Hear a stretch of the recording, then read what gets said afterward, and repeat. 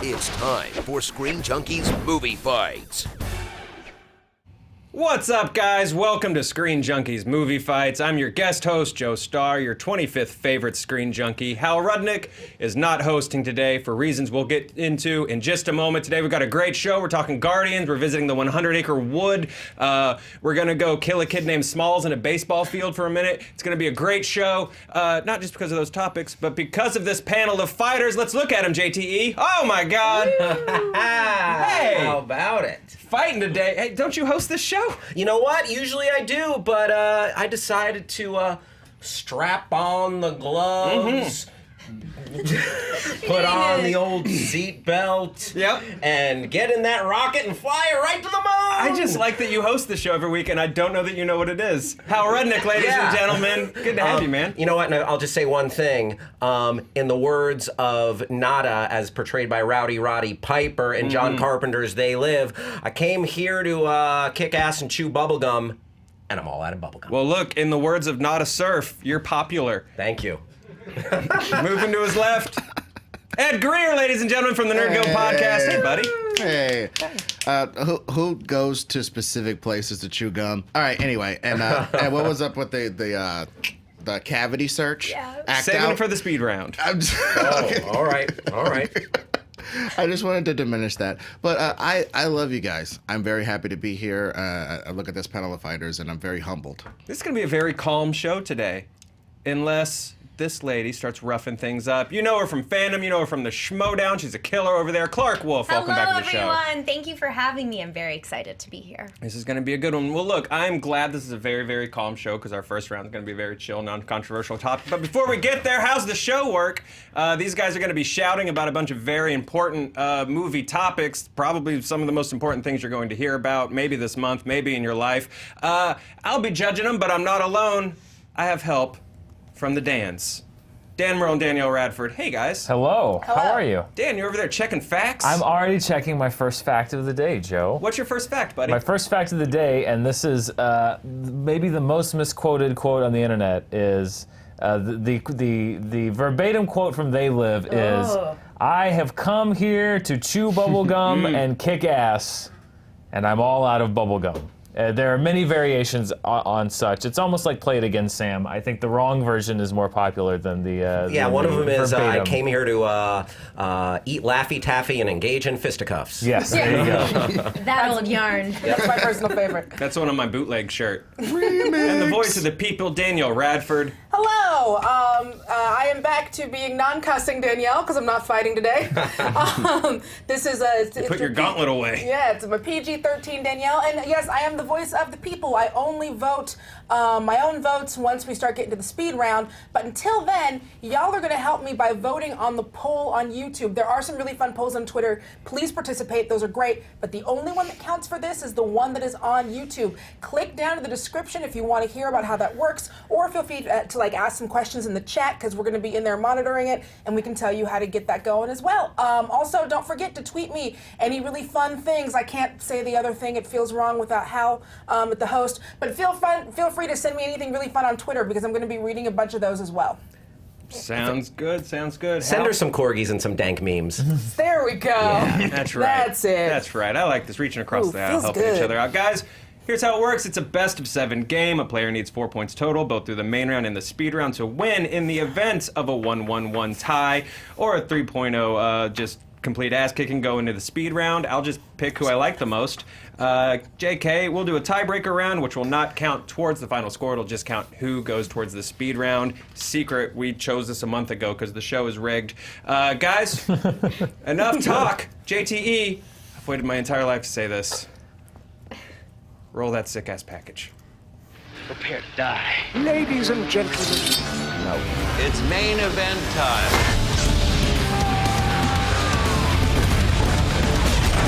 Finish him!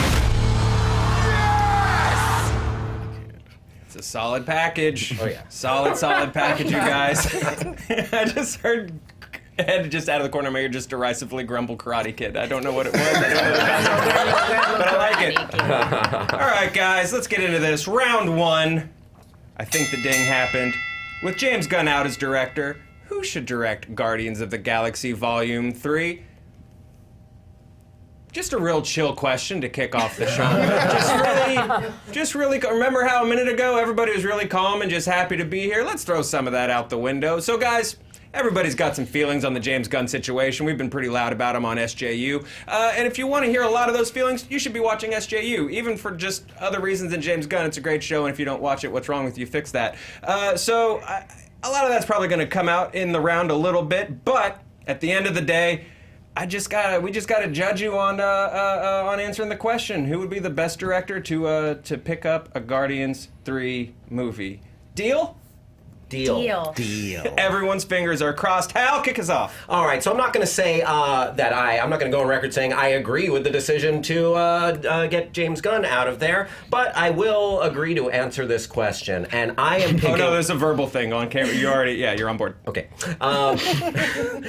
I'm going to pick one of the great directors working today who has not yet had that first big theatrical film, and I feel like Guardians 3 could be her ticket to just megastardom as a director. I'm going with Michelle Maclaren. Okay. She's probably the best director working in television today, and I will elaborate on that and break down why I think she would be an amazing addition to the MCU stable of directors, and she'd be a great choice for Guardians 3. Solid first pick. Ed? Well, I thought about this long and hard, and then I thought, why are you doing that? It's very, very obvious. The guy is in-house, and it is Taika Waititi, who directed Thor Ragnarok, which is basically Thor Guardians. You know what I mean? It's very Guardians inspired. It has a lot of the different take on space, where it's just a bunch of quipping guys with guns on their hips and weird cosmic weapons, and we're all having a good time. So I really think he could step right in and be a good little soldier and get this movie out of the way until they get their stuff sorted out. Okay, Taika Waititi. Clark, who you got? All right. Well, I also, if you watched SJU, when we discussed this, you know that I feel very strongly about this whole situation, in that I don't think we should be in it, and James should be directing Volume 3. But that said, that was not our question, and I, like Hal, have agreed to answer this question. So, when you find yourself in a situation where you're a studio like Disney and you have hired the right person for the job, but for some weird reason, you've got to fire them. You've got to fire them whether you're about to start production or you're in production. Who you gonna call? Ron Howard. Yes, I think that Ron Howard, America's sweetheart, should pick up the mantle and direct Guardians 3. All right, guys, we got 3 solid answers. Let's fight it out. All right, but I got to jump in on this. Ron Howard is a bad choice, even morally, because we forget his days as a young guy, his abusive law enforcement dad, had a drunk in the drunk tank at all times. Yeah, you know what OPI stands for? Opium. Yeah. So I don't think... Heartland has some major issues with what you've just said, and that's who we are going after, people, with our space rebels. Well, the Heartland. I will actually disagree with Ron Howard right off the bat for real Will reasons. You? Yes. Because, he took over for Solo, and he made it this kind of feckless, inert, generic thing. And that is, Guardians is even more so this franchise with a unique, wild, fun voice, and to put someone who's so staid and just by the numbers actually, director. let's talk about that with your directing choice. A lady who directs austere television, serious dramas, not a laugh austere in the television, bunch. not a laugh in the bunch. She's like Zack Snyder with a womb. Oh, whoa! All right, let's. I don't think anyone's It's as dark stuff, No one's as man. dark as Zack Snyder. It's dark stuff. Now, by the way, just so you know, you stuff. cannot direct Guardians now for that joke. You're out of the running. Oh, damn it! The morals clause. I've heard that argument, and I've heard that said about her before. She's directed Modern Family. She's directed one episode. I looked it up. She's directed Better Call Saul. Hilarious. Are you familiar with dramedy? I am. Yeah. Well, yeah, so it's not she quite has- comedy. yeah, I think she's well aware of what you're talking about. She has comedies on her resume, and she has directed so much more than that. And I think she's the best choice, not just because she's directed all of like some of the greatest epics and best television. So Breaking Bad, Game of Thrones, The Leftovers, Westworld, you name it. She has been trusted with, like, given the keys to the greatest shows on TV. And she does serious, sad, good. And now you're she's right. No, she, like I noted, she directed comedies. So Like once. Choose to Don't hear worry, it. you're not. One Did you miss that time. part? She Yeah. did it like once. I have to say, on behalf of Ron Howard, and just so you guys know, Splash is an American classic. I mean, can we all agree that Splash is laughs galore? In addition to that, though, Ron Howard, if you want, and I think it's clear that Disney does, right? In the world, in the upside down that we live in, if you want competent action, jokes that sort of land sometimes, Ron Howard is the person for you. You know what? I'm not going to stop you from Fight me on undercutting your own Fight me argument. on that. And actually, I'll help you. Jokes that land sometimes. He took all the personality away from our beloved Han Solo. Do you want him to do that with Rocket and Peter Quill and the rest of the gang? Disney does, Hal. I'm only trying to be helpful here. I'm in a bizarro argument. Well, no. This seppuku that is happening right here, I get it, and it's a political. It's like when you set yourself on fire. I get it, but you're setting yourself on fire as well by picking Michelle, because honestly, she's so great. And if she had gotten her shot on Wonder Woman, if Patty Jenkins had fallen out or gotten too busy, she would have been a great choice. She'd be a great choice to bring some gravitas and a little bit of humor to Superman.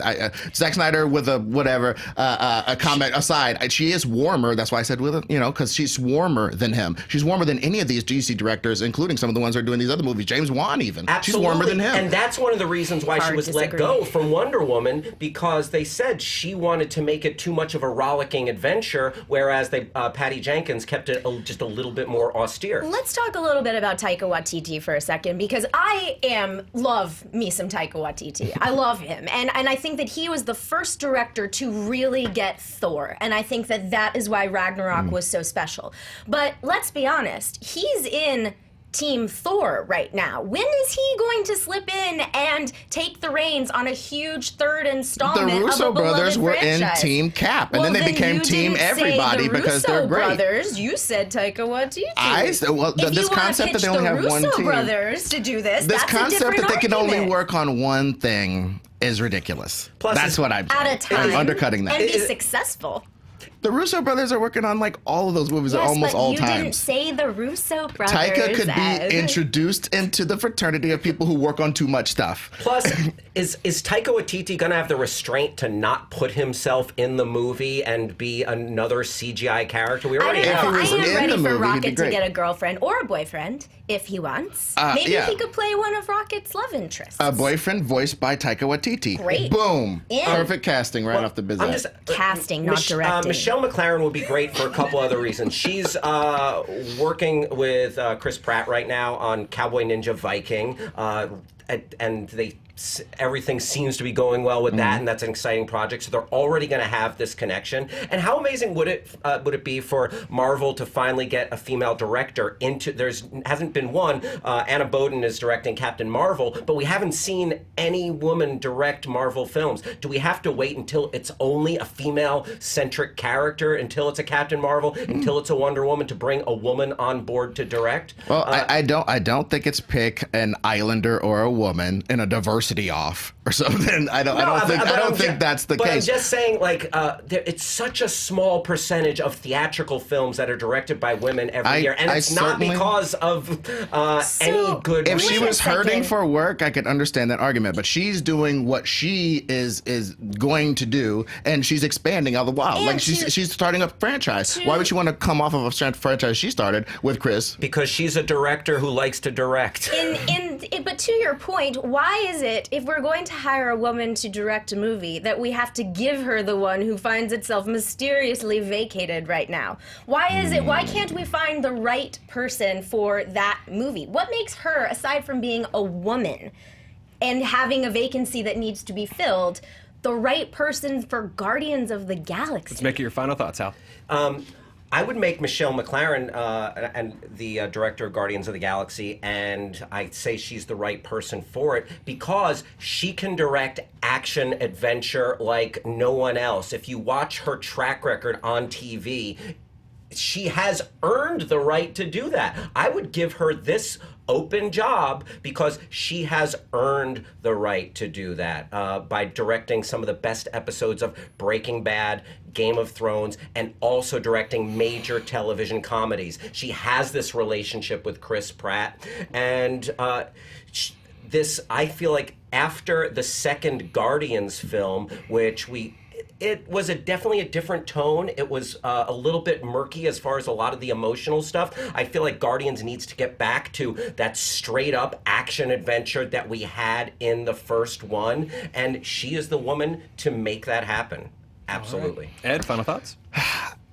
This is the third movie in a series, and while the epic nature of the second movie kind of got a little muddled, I feel like the tone was remarkably consistent, and it was definitely the same writer-director on both films. Now that we are being denied that, we have to, I believe, go with, much like when you're reading a comic book. When Neil Adams would draw a comic book and then leave, who would they get? Somebody who drew kind of like Neil Adams to ease you in to the replacement, to ease you into that. Taika Waititi is the early Bill Sienkiewicz to the Neil Adams that is James Gunn. The styles are similar enough, and the actual attention to detail, the fact that Thor Ragnarok resembles Kirby drawings on purpose because he went back and looked at the cosmic world of Marvel, is just a bunch of Kirby drawings. So he decided to he got Thor, the very first person to get Thor as a cosmic character, and he gets cosmic stuff. Guardians of the Galaxy is cosmic stuff, the definition of it. He's already shown that he gets it. He's already shown the ability to ape the style of the person that's unfortunately being replaced. That is why he's the best person, not murky lady from TV and not protest Ron Howard. I mean it. I'm serious. Ooh, how dare you? Listen. American treasure Ron Howard can get it done. Do you want to get a family comedy like Parenthood done? Call Ron Howard. Do you want to get an action adventure movie like Willow done? Call Ron Howard. Do you want to reboot your Han Solo character? Call Ron Howard.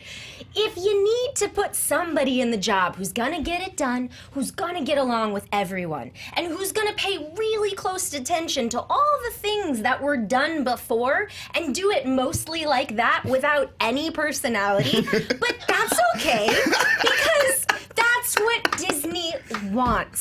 So really, in order to make sure that everyone is satisfied, there's no one else but Ron Howard. All right, time.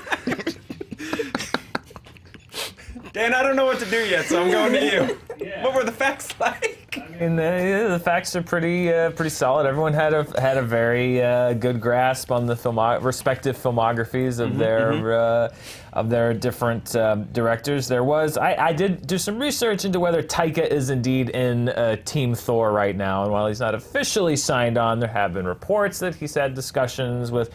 There's a whole question about Chris Hemsworth and Avengers 4, and we don't know what's going to happen to the characters. So, while he's not officially in production, there's been also discussions potentially, they've said, between those two about what could happen. And so I'll let that one slide, even though there's no official confirmation on that. Other than that, everyone had a very good grasp of their respective opponents' choices. All right. Well, facts aside, based on the arguments, Dan, who's going to get your vote today? I respect Clark's tactics. It was a protest vote more than anything. However, I can't quite edge over to. She did sort of make the case against Ron Howard. I respect the creativity of it, but when I'm picking a winner, it came down between Ed and Hal for me. And I actually thought Hal had some good knockbacks to what people. They threw a lot at him with Michelle Maclaren. But ultimately, I don't quite think it was enough, particularly Clark's counter-argument as to, yes, there's an open job, but why this movie and why this director? I didn't quite get on board as well as I did with Ed's arguments for Taika Waititi, so I'm going to go with Ed. Okay. One vote for Ed. Danielle, what do the people have to say? Well, so right now we don't know if the people's vote counts yet, because we've got to wait until the other votes come in. But Oh, that's right. I gotta say something. yeah, you have to get. You have I'm to have, new. You have to have a vote. But I will let you know what the people vote, and we'll find out after you vote if it counts. So overwhelmingly, people are going for Taika Waititi with 74%, Michelle Maclaren with 14%, and Ron Howard with a smooth 10%. Did you get any? That sounds about right, Danielle. It's a bold strategy, Cotton. Okay, so first of all, I wanted the protest argument was amazing too, but I also want to give a lot of props to Clark for just going full Loki in this round. Yeah. And sometimes she was teaming up with Ed to kill Hal, and then sometimes she was putting Ed in a sleeper hold, Yeah. and sometimes I wasn't sure if she still wanted to be on the show or not, and so bravo, because that was Thank you. that was a hell of a Thank you first very round. much. Thank you.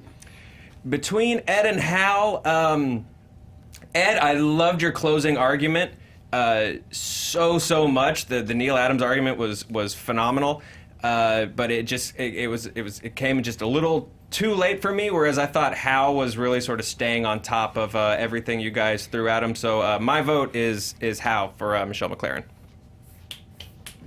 Yeah. Which means Ed Did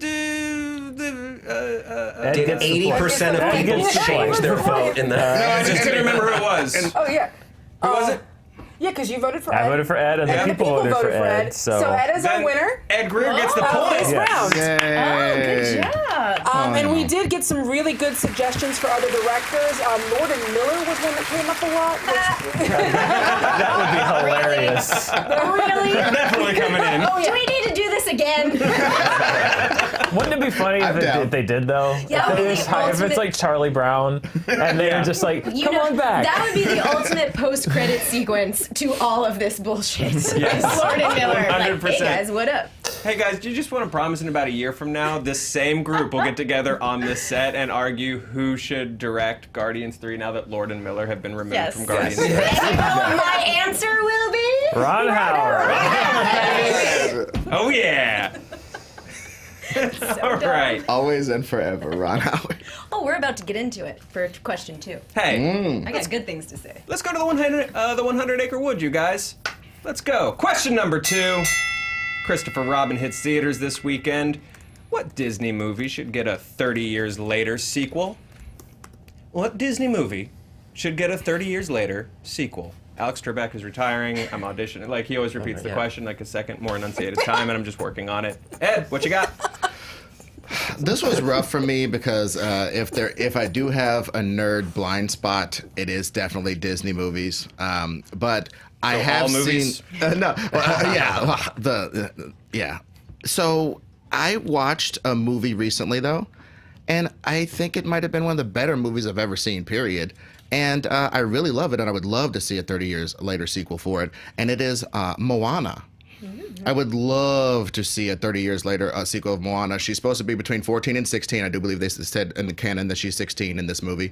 And Maui is an island demigod that she hangs out with, and she has a great adventure where she like returns something that was taken, and that is what disperses the evil. So I would think that 30 years, and then she returned her people to a seafaring race that went out on the sea and then always knew their way back. So they would go adventure instead of just staying in their cove. They would go adventure. Well, I figure if she's made them sort of nomadic sea people, maybe on their way back, their way is barred by a new group of islanders, or maybe outlanders, if we want to go ahead and be, talk some historical jazz, And the whole story would be about her and her daughter trying to overcome this new group of people, maybe Poseidon's Raiders or something. I don't know. So, some weird ocean dudes that are on the attack right now. And that would be kind of the basis of it. Her as a mother, maybe even grandmother. And what her story is, and what her daughter or granddaughter's story is. Yeah, sort of a passing of the torch. I dig it. Clark? Great. That is a very, very good answer, but it's not the best answer. I'm about to hit you with the best answer. So, as we all know, Disney has recently acquired a little brand called Lucasfilm. And in that treasure trove of Lucasfilm lies a classic, and I'm not kidding, directed by Ron Howard. I'm sensing a theme. Y'all act like I was here. I wasn't. My answer is Willow. Willow needs a 30 years later sequel. Willow was not as appreciated during its time as it should have been. And I gotta tell you, I watched this movie probably a little too much, but it has aged so well. So we pick up with Elora Danan, a different kind of Disney princess. She's like, you know, a newborn here, so she would be about 30. And we see what's happening with her. We see what's happening to the kingdom that she is now ruling over. We see what happened to Mad Mardigan and Sorsha. Are they still together? Are they not? Do they have kids? Because remember, at the end of Willow, they adopted Elora Danan after they defeated Bavmorda. And something tells me that Queen Bavmorda wasn't gonna go quietly. She like melts into all this misty stuff, but she could easily come back. We got magic happening here. Plus, let's not forget our titular character, Willow. Willow Offgood. Where is he? What has he been up to? Is he the great wizard that he always should have been? We'll find out in our next Willow movie. A lot of Willow talk, Hal. I thought long and hard about this, and I came back to a film that just like really touched me. It's one of my favorite Disney films of all time, especially of recent years, WALL-E. And let's go visit WALL-E and Eve 30 years later. So they came back to Earth with the tree, with the plant. They're on Earth and they're bringing people back and they're bringing the planet back. But by and large, BNL is basically terraforming the planet 30 years later. Smoke pumping, gas guzzling mega corporations are threatening to destroy Earth, and what they basically kind of repopulated and regrew, and it is up to WALL-E and Eve to stop this mega corporation from destroying the planet and taking everyone's natural resources. Okay, we got 3 cool choices. Fight it out. I don't know, Hal, if you have visited planet Earth lately, but this sounds like the most depressing movie ever. How could we see WALL-E was a heart tearjerker and heart pulling on the heartstrings enough in the first place. But 30 years later, are you actually positing anything that Disney we films will get have taught better? us, if there's anything that Disney films has taught us, it's okay to be sad sometimes. Sure. It's okay to have a depressing story. When a witch wants to kill a princess, that's kind of depressing. She's a queen. Overcome She's not it. a witch, So but- what you're saying is there's a great villain here, and it echoes in what's going on today. This is a film, this is a sequel whose message would resonate way more because we are destroying the planet. I don't want to watch an hour and a half of fictionalized version of that. I live in it. Well, as ridiculous as an evil queen is, a giant corporation is even more faceless and scrubby than that. I mean, evil queen, at least evil queens have personalities. She they has look a in face mirrors. and a mission, They look in mirrors. They say really the fairest, good all this jazz. I mean, that argument makes no sense. It's an evil corporation. It's faceless, literally faceless by definition. There would be an evil CEO. An evil robo CEO? Yeah, an evil a fat executive. robot? An evil fat I just robot don't from the understand future? what's Or fun a about person. this. Why do we want to go to this place? I don't want to go to this place. Okay, you could say that about any. What's fun about the first WALL-E? Beautiful waters. She's riding on a bunch of tortoises, Aquaman style. Kiki, are you riding with Poseidon? You know what I mean? My movie's real. Okay, you have Drake on your Moana's great. soundtrack. I'm gonna have Childish Gambino on my soundtrack. Yeah, Well, well. you will rate me qualitatively, but not in sales. All right. Well, all right, fair. I am not interested in either of these arguments anymore. I'm interested in my movie.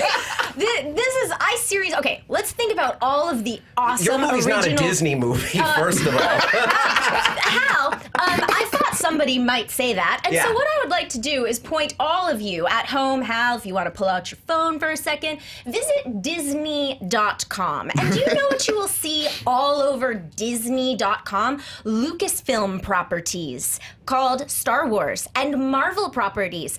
So what I'm saying is, if Star Wars and Lucasfilm can make it onto the Disney website, then all of the other titles in the Lucasfilm library are also included. I'm just saying mine has actual, like, some sort of cultural significance. Yours is a fake Euro time. Yours is a weird future with a bunch of fat people that are one race, I guess, just a race of fat people. I would fit right in that future. It's one of the only futures I can see myself in. The big gulp future is my future. I understand. I love it. But look at the 30 years later Moana story. We get women passing down, a woman chieftain passing down things to her daughter and or granddaughter. Also, we could have a nice in a Lucasfilmian fashion. We could have a nice Yoda ghost of her grandma to help her out with the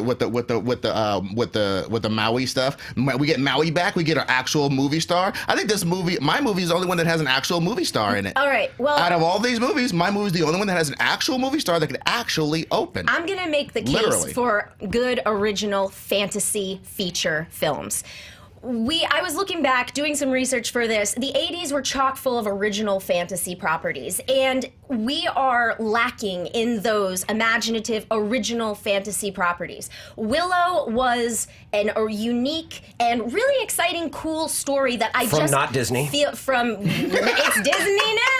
It's Disney now, and you're going to be owned by Disney, and I'm going to be owned by Disney. I'll say this. I wrote for a Disney Channel show. I'm already owned by. Anyway, you're the Disney now. We allowed it. So. At the end of the day, original fantasy features. That's what I want to dive into. It doesn't have to just be on Game of Thrones, or it doesn't just have to be Lord of the Rings. Like, we can look at these original fantasy feature film properties and explore this mythology. And we can talk about, I gotta tell you, I rewatched the original Willow, and I think that it lays the groundwork for the future of this franchise so well. Sorsha is such an amazing, incredible character, and I would love to see how Elora Danan, a princess, grows up within the realm. It's Princess Leia, it's Wonder Woman, grows up as a fighter if you want to talk and a about, leader. I want to go back and hit a couple of things real quick. You talk about this WALL-E being this potential sequel being too depressing. Have you seen Up?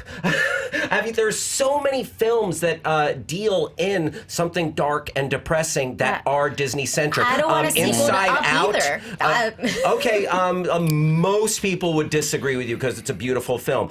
This film, not only would it venture into some didactic territory, it would also have an impact on young people. It would be a fun, rollicking tale of WALL-E trying to save the planet along with Eve. But it could also have an effect, and that's what Disney films do best. That's what Inside Out. That made me well up, and I am a heartless bastard. Inside Out, telling kids that it's okay to be sad. I agree, we're not arguing Inside Out. Can I respond to any one of these 15 points floating around? You can't have a film that's moderately depressing. I'm just going to respond to certain points from you and from you. First, you said original mythology, and I love that you said that. That's super dope, because you want to know some original ass mythology? Polynesian and island peoples mythology, Tongan, and so on and so forth, Samoan. Basically, you got Savea, the god who rules over the land of the dead, torso of a human, body of a giant eel. You got Nafanua, who's the goddess of war, strong as whole armies of men. These could be aligned with the bad islanders or outlanders to fight Moana's people. And I just feel like this is so awesome. 30 years later, it does not hit the mark for me with Moana, because Moana, she is so young. Like you said, she's a teenager. She has so many stories, and you want to cut to the end where she's passing down the torch already? Ooh. Where's the rest of Moana? That's actually a great point. Also, y'all nerds didn't nerd out like that when Nolan took Batman's whole youth away in those booty-ass movies. He stole Batman's youth, and y'all ate it up. Nothing to do with this. Also, The Rock is a terrible singer, and I do not want to hear that again. You're not welcome. Starting back with this, your final thoughts, okay? Okay, dude. Okay, I am sorry. My franchise. I'm just gonna break it down into very simple things that are not emotional. My movie has an actual movie star. Okay, That's it. It can actually open. My movie can actually open because it has a movie star. Number 2, it services a market that is still woefully underserved, and that is women heroes who aren't just these robo-sex automatons who beat people up and don't never have any romantic satisfaction ever because they got to be strong all the time. This could be talking about passing down the torch she's obviously got with a man at some point, and she doesn't eschew that. You know what I mean? And it's just part of life. We don't have to make people so super strong that they never have any emotional relationships or any familial relationships. We don't have to make all women into like a trinity. We can have Moana be a mother and a grandmother and show that that is equally as strong as being a young woman going out on an adventure on her own with no responsibilities. We can show these things in my movie and also service diversity and all that jazz. And Moana was beautiful. It was a beautiful world that I would love to revisit. It was almost Avatar-esque in its beauty and where you'd want to be. I don't want to be in your dank castle, and I don't want to be in your future box with the fatties. I don't. I want to be in Moana land surfing on turtles and kicking it with coconuts and being cool and having adventures and wear crustacean armor. Damn it. All right, I can't argue with crustacean armor, but I want to go back to the question. The question is, what movie deserves a sequel 30 years later? And Hal, I will say, I love your argument about Moana. That's a great point. Moana's a child. She has so much life and discovery left to find. Why would we want to flash forward 30 years and miss out on all of that? But I also have to say, when it comes to WALL-E, once again, I don't want to see the world that WALL-E lives in 30 years later, because if the world that it's based on is any indication, it ain't gonna end well. What I want to see is I want to see these heroes coming together and seeing what they have been up to. And to your point, Ed, about these female heroes, between Saoirse and who Elora Danan could become, that's an arc, that's a mythology, that's an untold legend and an untold action-adventure story filled with family and heart and creatures and danger that I want to see. Hal Rudnick. There's no shortage of swords and swashbuckling out there right now.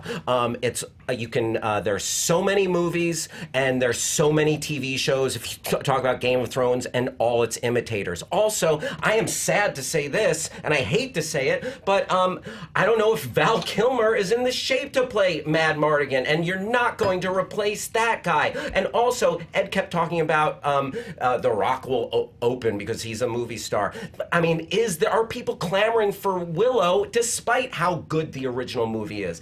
Ed, you just repeated the argument of the first movie. Yes, Moana is a wonderful Disney princess because she doesn't need a man to come save her, and she kicks major ass, but there are so many stories left to tell. And you're saying WALL-E's not gonna open? Did you see Incredibles 2 and how that opened so many years removed? People love WALL-E. It'll open. And not only will this be a great second installment of the film, because 30 years later is enough time for the Earth to get effed after they brought it back. It'll be fun and inspiring because they're going to save the day. We're going to give it a happy ending. It's not going to be a soul-destroying film. It's going to be like Toy Story. When Toy Story 3, they're not going to end up going into the furnace. They're going to save the planet, okay? And it's going to inspire kids and teach them a good lesson. That is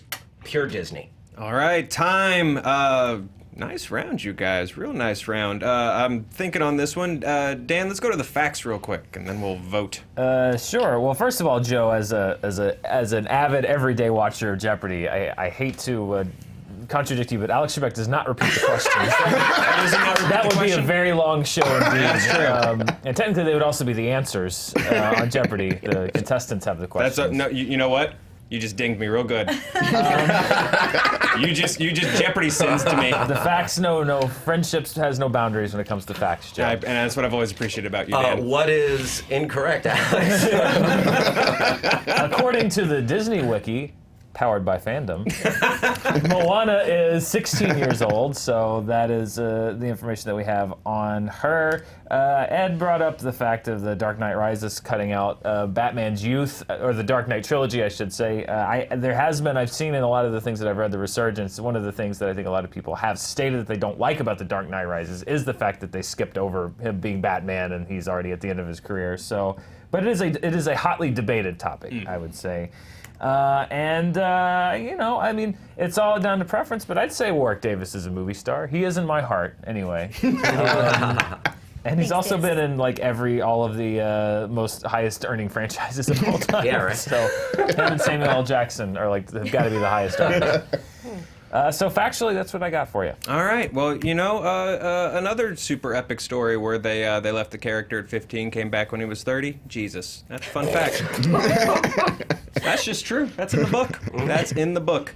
Okay, this fight for me, how they kept you on the ropes. They really just kept you on the ropes. Sometimes they were saying real arguments, and sometimes they were just saying words. But either way, having to play a lot of defense on that one. So for me, this came down to Ed and Clark. Both of those closing arguments were really, really fantastic. I like the argument that Laura Dannon, the skip makes the most sense because she's a baby, now she's 30. And we want to revisit those characters a lot. My heart really wants to go with Willow because also I love that movie, but I've got to give this point to Ed. Crustacean armor. That closing argument was just really solid. But even before the closing argument, what got me was the bullet points on what we could still hit with the mythology.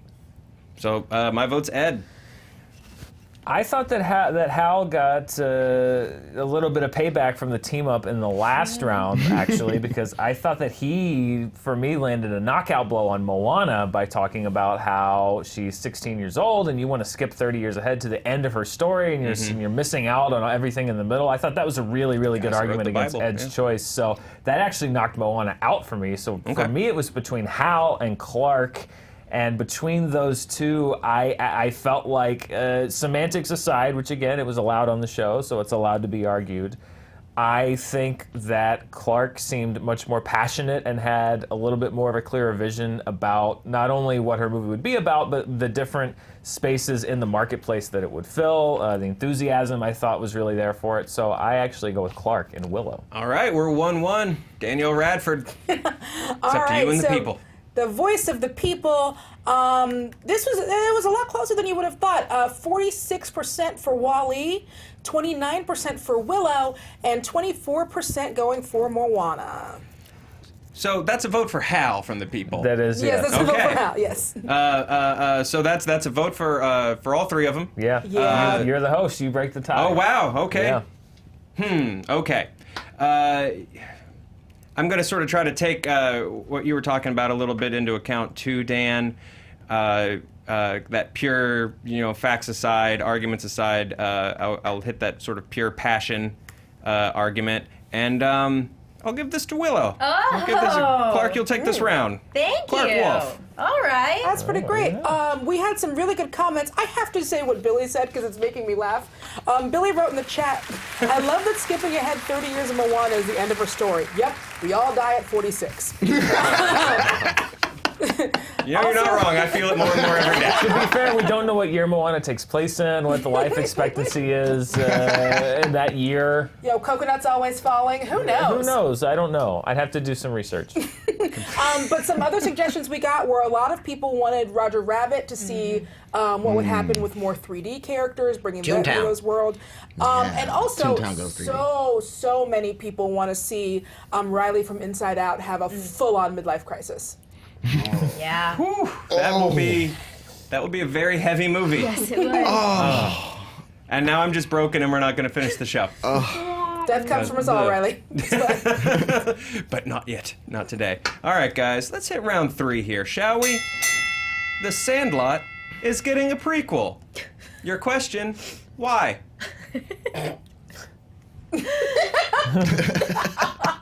Sandlot's getting a prequel. Guys. Kill me, Joe.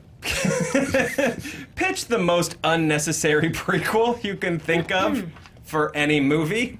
Clark, kick us off. I would love to. So, all right, when it comes to unnecessary prequels, I think what makes an unnecessary prequel is a dive into mythology of a perfect film, really, or really substantial classic movies. It's like, this is unnecessary. Why do we need to know anymore? Let's leave it alone. But the way Hollywood works says that, hey, if we haven't tapped it yet, we gotta dive in. So I looked to the Back to the Future franchise. Now, in a franchise that has traveled decades, centuries even. We've gone to the Wild Wild West. We've gone to the future. We've gone to the 50s. Where else could we go? Doc Brown prequel origin story, ladies and gentlemen. Let's look at the facts here. We have Doc. We know so much, yet so little about Dr. Emmett Brown. Where did he go to medical school? Why are he and Marty such good friends? And why was he rehanging a clock that time that he slipped off the toilet and hit his head and came up with the idea of the flux capacitor? We gotta know these answers. We can't just leave these unmined. And so the Doc Brown prequel origin story is the most unnecessary prequel that I could pitch. All right, Hal Rudnick. Okay, so I'm gonna pitch a movie that is just a perfect little nugget, and it would be just a disemboweling of our childhoods to go and make this prequel. It would be the prequel to Beetlejuice. Michael Keaton's performance in the original Beetlejuice is just a thing of beauty. He's just lightning in a bottle. So much fun. I remember as a kid watching that movie, and I just went nuts over it. So good. So the terrible prequel would be, who was Beetlejuice before he entered purgatory? Who is this a-hole that ended up punished in the afterlife? And it would be a joyless slog through this man's life following this jerk, and you don't have the characters of Lydia. You don't have her parents to offset this monster. You need all of these other characters, and I'll save it, but yeah, it would ruin something that is a perfect little nugget. All right, Ed Greer. Well, I think I'm going to keep my opening argument really short and sweet. The movie that I picked for a super unnecessary prequel, and by my definition, the way I'm arguing this is movie that would be super boring and garbage and doesn't add anything, right? And in that, the prequel to Pinocchio would be the worst thing ever. It would probably literally be the story of a tree kicking it in the woods, swaying in the breeze for about 50 years until a lumberjack comes and chops it down. The end. That would basically be the movie. So I'm gonna leave it at that, man. That'd be the worst prequel, worse than these two people that have lives, at least. The prequel to Pinocchio, he's not even alive yet, bro. All right, guys, we have 3 garbage fires that we're about to discuss, and want to hear you fight it out.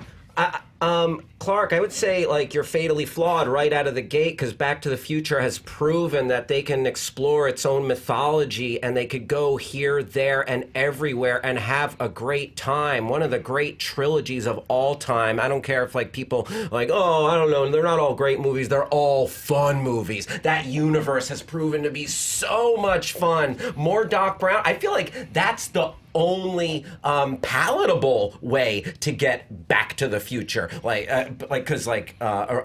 F any kind of reboot or anything like that, or a remake of Back to the Future. But Doc Brown's story, how did he come to all of these contraptions and inventions? Oh, and Hal, the mythology? You sound like a studio executive.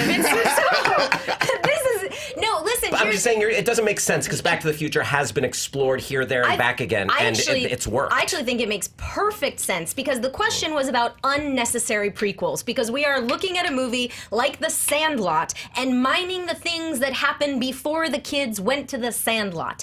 With something like a Doc Brown origin story, who can play Doc Brown that's not Christopher Lloyd? So let's go with me on this. What we're gonna do, what we're gonna end up with, the gang's all gonna come back. Zemeckis is gonna come back, and you know what he's gonna do? He's gonna say, I have all this technology. I can de-age Christopher Lloyd. And they're gonna put Christopher Lloyd in weird suits, and it's gonna be bizarre and terrible, and only emphasize the fact that this is the most unnecessary prequel of all time. But in addition to that, unlike both of your arguments, mine actually could probably get made. And I think that's what makes it scary and the most unnecessary. I gotta respond to that. Number one, mine could be made, but then they do a rewrite, and it would be about Geppetto's woodworking apprenticeship, which would be arguably even more boring than Pinocchio being a tree. So even if they did make my movie, it would be more stultifyingly boring than yours, because we got time travel. Most likely we probably got an aged Marty McFly having to come back and help Christopher Lloyd do something to make sure that his invention of the time machines actually happens, to make the whole the story happen, which is super kind of cool. And in yours, you said it would disavow your childhood and all this jazz to see somebody try to reprise Beetlejuice with de-aging technology and with the iconic nature of the performance in that. I've seen pretty decent Beetlejuices at every horror house little thing I've ever gone to. They put a bunch of makeup on, they go, I've seen an Beetlejuice, so to teach somebody how to do that, I think that'd be perfectly fine. You know what? I think that could be done for Doc Brown, perhaps, not for Michael Keaton's Beetlejuice. What? You think that 80-year-old Christopher Lloyd Marty! There. No, but Cast me! Cast me! No. A young Doc Brown. That would be fun. His trials and tribulations of finding time travel. Beetlejuice, Michael Keaton's Beetlejuice. There is no more iconic character from the 80s, practically. But also Beetlejuice and Pinocchio. But Beetlejuice has a good story. Beetlejuice has a good story. He was driven to suicide. He used to work as an apprentice to that lady Juno in the office. He got cursed out of everything because he actually committed suicide and ruined his afterlife. So he's got. How did that happen? They're going to make a new Joker movie. That story is more interesting than that stupid new Joker movie. Right off the biz ad, it is. You picked just a comically boring idea. And I think you're arguing the most boring prequel, but that wasn't the question. Unnecessary was the question. What about Jiminy Cricket? What about Geppetto? What about the Blue Angel, you know? No, we're talking about I can argue unnecessary too. Let's get down. I'm not locked to prison with you. You're locked to prison with me. So much. Look, as far as unnecessary, it's unnecessary because there aren't any magic elements available. So it would be just about woodworking and the nature of the medium and stuff like that. And I'm sure some dumb executive could maybe have a piece of wood that Geppetto touched start quivering in the background or something to give you some stupid inkling that his powers are kicking in, and something of that nature. They could definitely make this movie and it could definitely suck. But the reason why it's unnecessary is it doesn't have anything to do with the theme of the first movie, which is life from nothing. It wouldn't have that. I want to give one more reason why my film is unnecessary. It's because it wouldn't have the magic of the first one, and that is because the lightning in the bottle that was 1980s to early mid-90s Tim Burton. Tim Burton at that time, Edward Scissorhands, Pee-wee's Big Adventure, Beetlejuice, Ed Wood, just what an amazing run he had. And that he hasn't recaptured it since. He hasn't come close to it. He's kind of sold out and he's making these kind of by the number. He's become a little bit of a, dare I say, Ron Howard for his studio, for his work. But the unique vision of Beetlejuice where it turns into a carnival when Otho tries to run and he puts the leisure suit on him. There are so many beautiful touches that you couldn't go back to. Also, Beetlejuice, a little bit of a problematic guy.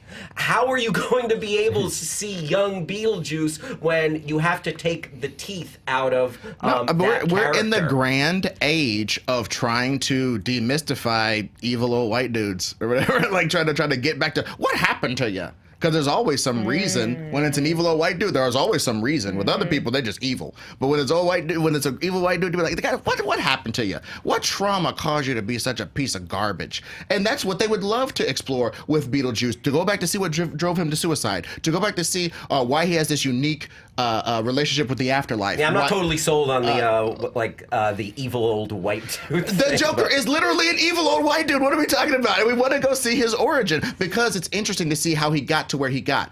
The Beetlejuice is, by definition, an evil, sort of creepy guy. You're kind of seconding my argument because it's like, oh, we're already kind of getting a story like that with the joke. Like, yeah, this is very unnecessary. Thank you. Clark, take us home. All right, at the end of the day, what I think makes an unnecessary prequel is the fact that we already know the story. And with Back to the Future, I would argue there is nothing else that we need to see. 3 movies.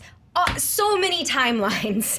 And at the end of the day, we already know the context of the information with Doc and with Marty. Some things are better left unsaid. And so at the end of the day, if there were to be a Back to the Future, Doc Brown origin story prequel, I don't know how that is not the definition of unnecessary when we already know most of this information through lines of dialogue that has been delivered through the trilogy. All right, Hal, any closing thoughts? Yeah, sure do. What if you didn't? You know what? The defense rests. No. Like I said, the Back to the Future universe has been explored with 3 movies that were so much fun.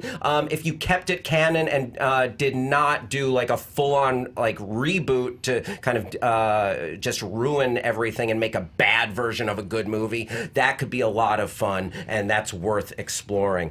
With Pinocchio, there are compelling characters, there are compelling stories. The spells that bring a wooden child to life, seeing that again and going in and getting a modern telling, a modern take on a classic tale, that would actually be kind of fascinating to me. But taking a great performance, taking one of the great movies from a director who had an epic, almost unparalleled run, Tim Burton, from the 80s to the 90s, and taking the joy out of it, taking the components out of it, the visual style of that movie, Winona Ryder's just yin to Michael Keaton's yang. There's so much that just makes this specific movie work. To go back and follow Beetlejuice in some other story with a different actor, God forbid, soul crushing. Ed Greer. Like, all I have to say is, in both of the other 2 movies, I can certainly see how, I don't really see how they get made, because I do want to know what happened to make the Iranians get so mad at Doc Brown? Like the Libyans. The Libyans, yes. Excuse me. They're Libyans. 121 gigawatts. Dan just nods knowingly and closes that tab. I sound nothing like that. That was not a Dan impression. Yeah, that was a meme. I do fully apologize for that misspeaking to everyone involved, all you nerds and all the people who are really affected by things like that. Now, what I do say that, like, there are stories that could be told about young Doc Brown and how he came to time machine technology. One of the things about the guys who invented Superman, one of them had a relative or a brother or something that got shot, and so they invented a bulletproof character. Well, what happens to you that makes you want to invent time travel? What trauma happened to you that make you want to invent time travel to go back and prevent such a thing? I could see a viable story being made out of that. I could also see a viable story being made out of, again, a person who in life was probably a smooth talker and a cool guy, but now he's in this constant underworld where nobody trusts him, nobody wants to deal with him. And how does one go from being a smooth talking cool guy that's alive to the ultimate pariah of the dead? I could see that being an interesting story. But man, chilling out for 20 minutes of wood carving montages, would be brutal, and it would be totally unnecessary, because we're talking about unnecessary. By definition, it's something that doesn't need to be. And guess what? You don't need to know Homeboy's woodworking skills. Yeah. You don't need to know where the enchanted wood came from. You don't need to know what Jiminy Cricket is doing. He was kicking it in a lily pad or whatever bugs do until the wood boy came. That's what he was doing. Who cares? I just thought of the greatest counter argument ever, and I am kicking myself. L'esprit d'escalier, baby. I just now want you to write TV guide log lines. Dan, what are the facts? Oh, so many facts. I mean, everybody got their facts. My big fact check was done by Clark. So, other than that, solid. pretty factually accurate. Okay. Ed, I think this round you were really hoping for a mic drop on "It's About a Tree," and I needed a little more from you on that. So this was between Hal and Clark for me, and Hal really kicked this one off in the opening, and no one ever really kicked. You didn't ever really kick him back for it.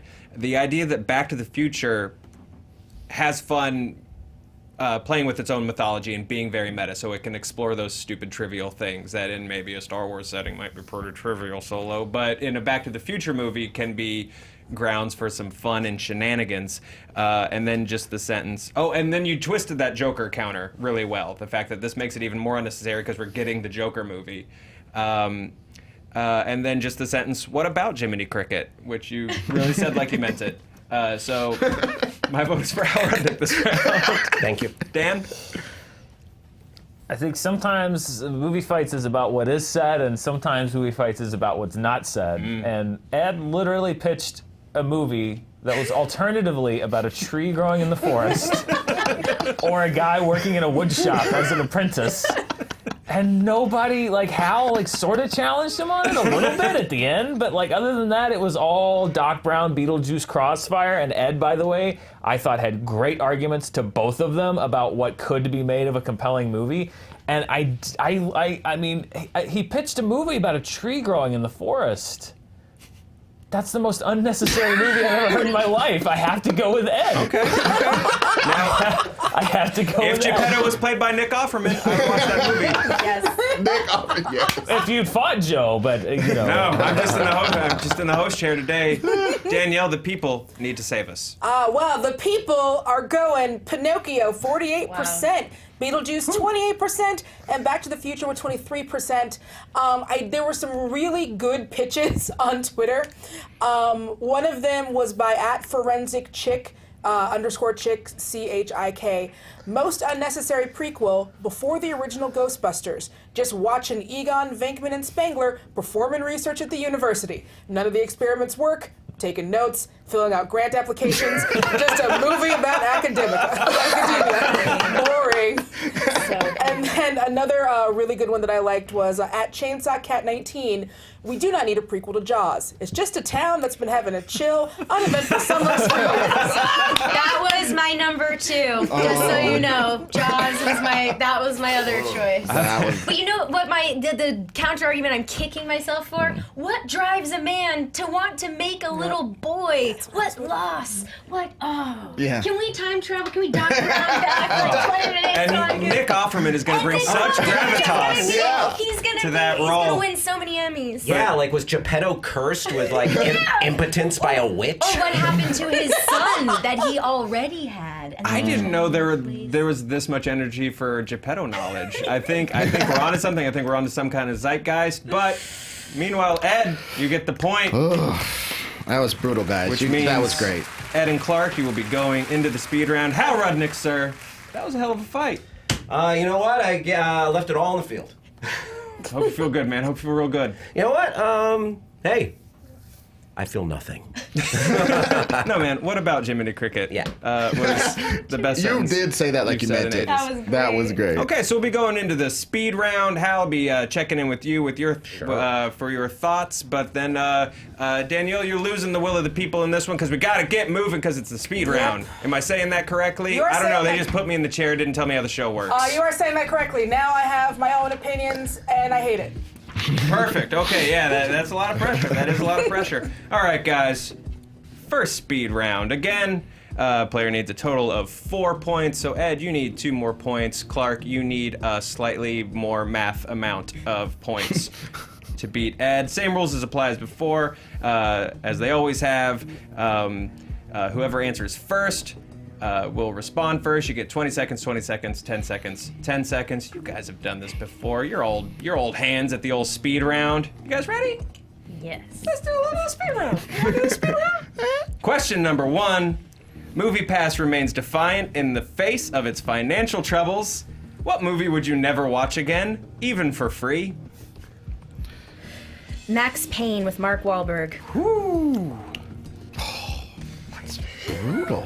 Do I start now or do we? No, Ed. Okay. this is horrible radio. Never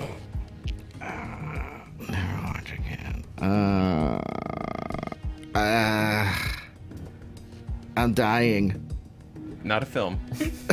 10 more seconds, buddy. Okay.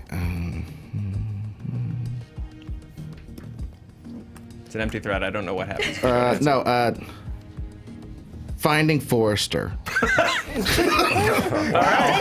see Did not see that coming. Interesting strategy. Expect that movie to come from that pause.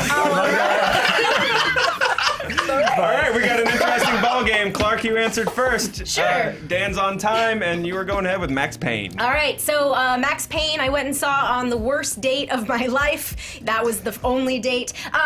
Max Payne is boring, it's derivative, it's joyless, and God, it's just Mark Wahlberg and Mila Kunis being weird for an entire movie, plus another video game adaptation that does not work. Max Payne is one of the worst movies I've ever seen. I found Finding Forrester to be so pedantic and stupid and white saviory in the worst way. And white saviory in the way where it's like, you save the kids, but they save you too. Like, oh, put a gun in my mouth. You're the man now, dog. All that stuff. Just the reclusive writer stereotype, the black athlete stereotype, who happens to be able to string sentences together. Oh, how surprising. Blah. All right, well, I can't argue that, but what I can argue is that Max Payne is a piece of garbage. It should have never been made in the first place. The visuals were terrible. The action sucked. It was joyless once again, and terrible performances from good actors across the board. I also found it to be, Max Payne was a garbage video game adaptation, but Finding Forrester was Gus Van Sant's movie after Good Will Hunting. Oh, talk about a cliff, bro. All right.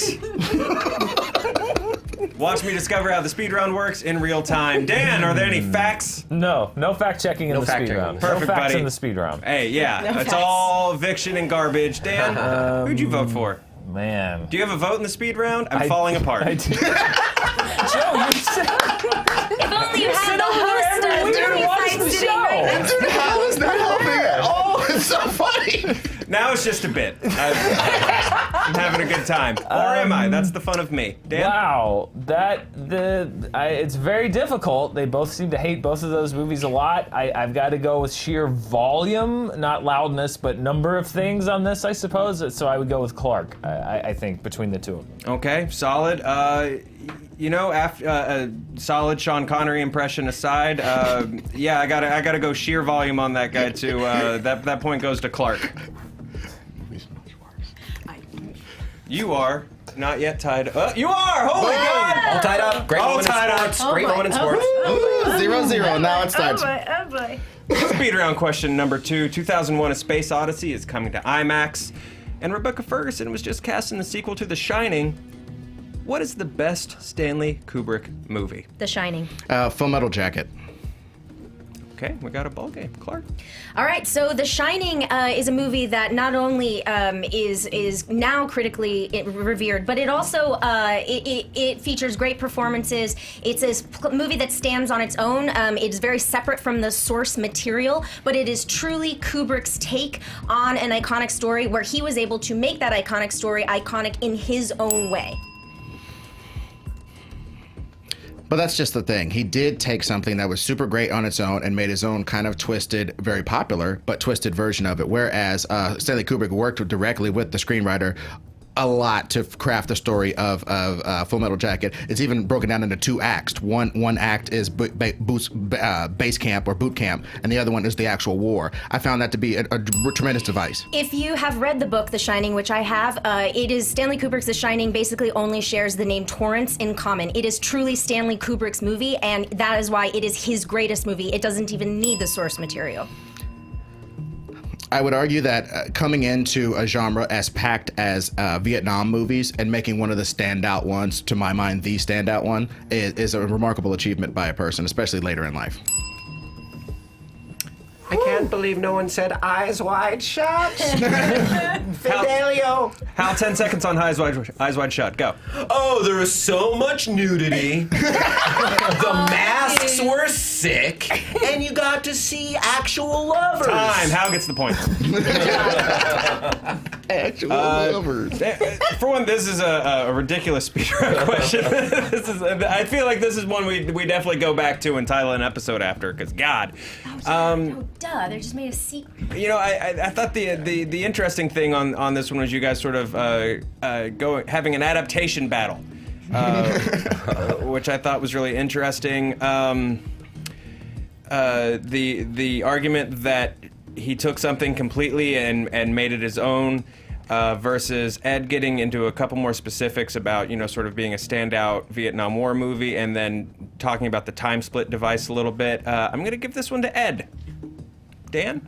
I thought Ed made a very salient counter-argument against Clarke about taking something that was already popular and just sort of co-opting it, but I thought Clarke came back very well with the fact that it shares the title and character names, but that it was very undeniably Kubrick. So I think that she fought back well, and I'm gonna go with Clarke on this one. Okay, that means Danielle, you have to decide who's not gonna be your friend anymore. Okay, well, first of all, Dan, how dare you make me vote? Secondly, again, both really, really good arguments. I do have to say I agree with Dan. I do think that I found Clarke's argument to be more compelling, so I'm going with Clarke. Don't kill me yet. All right, point goes to Clarke. Hey, Joe, if I could just recommend, if any of you out there haven't seen Stanley Kubrick's The Killing, it's one of the best film noirs, and it might be my favorite Kubrick film, The Killing, from like 1957, 59, something like that. When are we finally going to do our Eyes Wide Shut podcast? Because I've been hassling you about this for decades. Pod wide All shut. you had to do Pod was... Wide Shut, yeah. No, absolutely. Let's make it happen. Yeah, perfect. Okay, maybe Phantom will give us a little bit of budget for our Eyes Wide Shut podcast. I'm really excited about it. A The mask wiki budget. for that would be the wiki for Eyes Wide Shut has got to be. Oh, I don't let anyone edit it. That is my wiki. Clarke, game point for you, Ed. You got to take this one to stay in the ball game, and it is man. If you thought Kubrick was a big question for the speed round, who would you rather kiss, Venom or Pennywise? Pennywise. Oh. Okay, Venom. My favorite thing about Ed is his poker face. All right, Clark's clearly put some thought into this before. Let's hear it. Clearly, first of all, the internet agrees with me because the internet is shipping Pennywise all over the place. But for my own personal taste, Pennywise is tall, he's young, he's sassy pants, and boy, does he open his mouth really, really wide.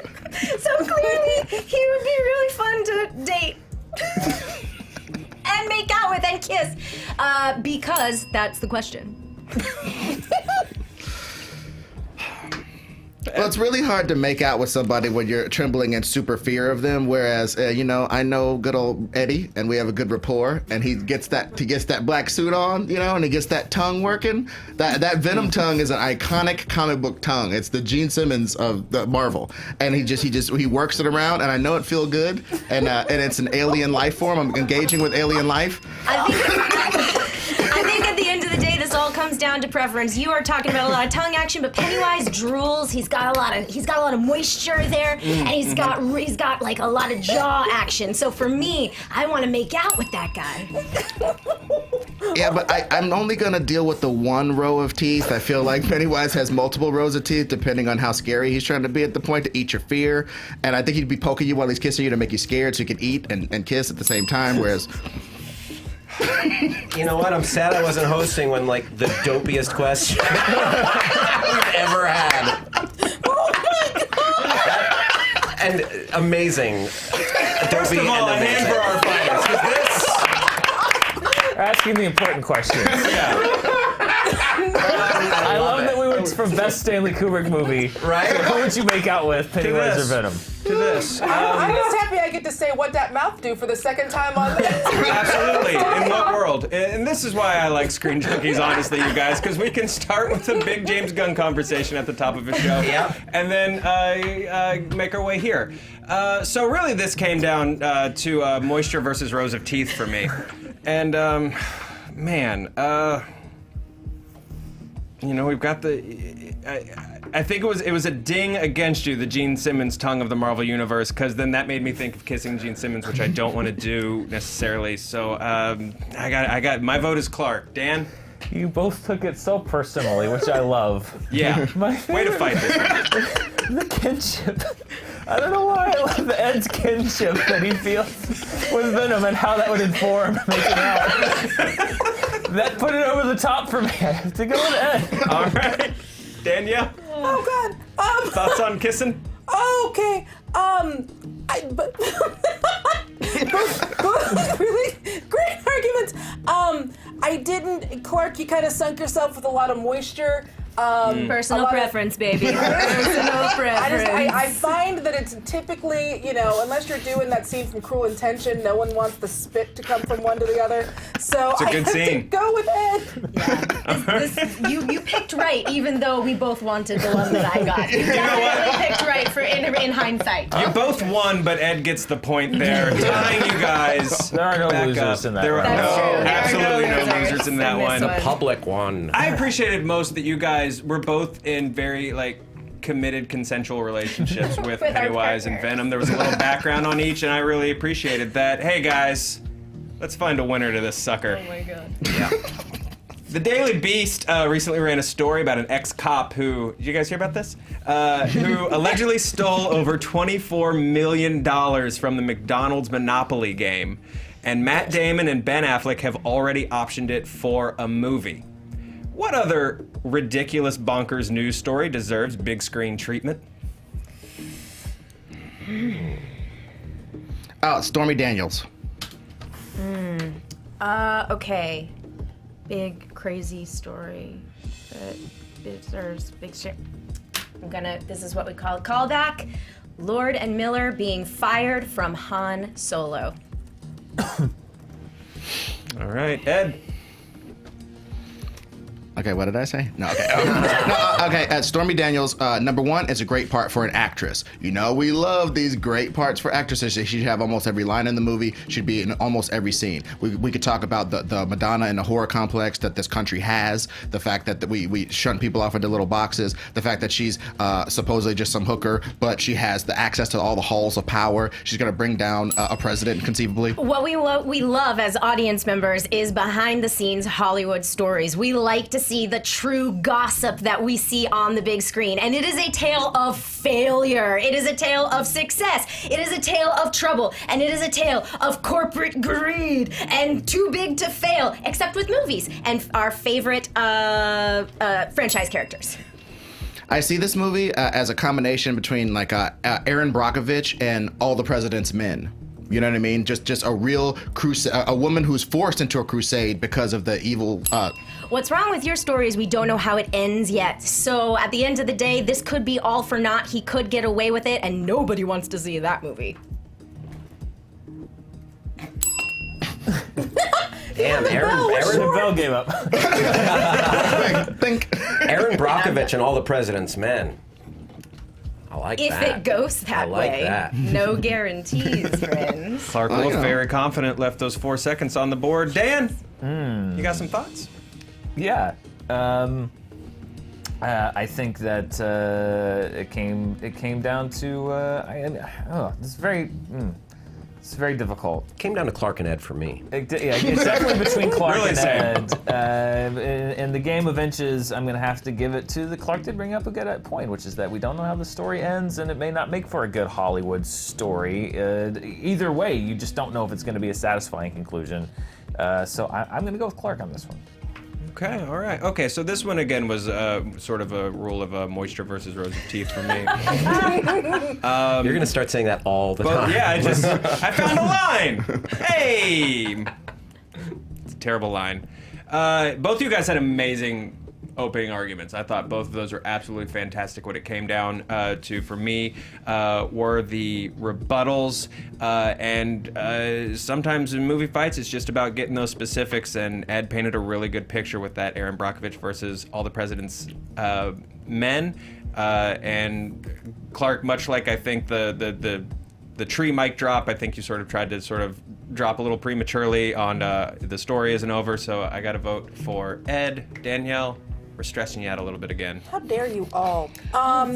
It all comes down to Danielle Radford. I hate when that happens. So yeah, both of these arguments were absolutely great. I know you said that Joe said that you thought it wasn't a mic drop moment. I thought it was a mic drop moment.